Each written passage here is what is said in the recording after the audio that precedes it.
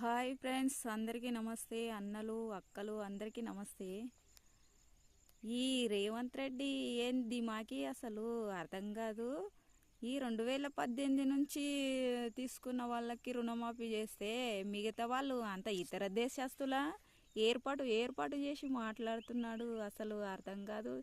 ఏం మనుషులు ఈ ఈ విధంగా చేస్తే ఇక ఇతరులు అదొక మాట ఇదొక మాట అని పోస్టులు చేస్తే వాళ్ళ మీద రెచ్చిపోనికేనా?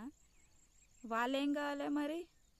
వాళ్ళు వేరే దేశస్తులా, పాకిస్తాన్ వాళ్ళ, లేకపోతే బ్రిటిష్ వాళ్ళ, లేకపోతే వేరే దేశపు వాళ్ళ? మరి వాళ్ళకెందుకు మాఫీ కావు, వీళ్ళకెందుకు మాఫీ అయితే? వాళ్ళే వేస్తే నువ్వు గెలిచినవా అన్న రేవంత్ రెడ్డి అన్న? 2018 నుంచి తీసుకున్న వాళ్ళు వేస్తేనే గెలిచినవా నువ్వు? ఊకేనే సీఎం అయినవా? వాళ్ళందరూ వేస్తే కాలేవా? నువ్వు ఏర్పాటు చేస్తున్నావేంది? అర్థం చేసుకోవాలి, అర్థం చేసుకొని పని చేయాలి ఏదైనా.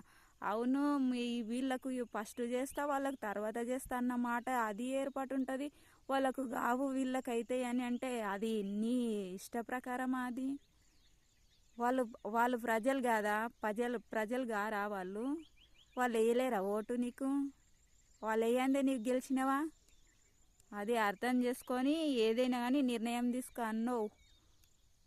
ఇట్లా అంటే మళ్ళా రెచ్చిపోకండి, తెలివితోని పని చేయండి.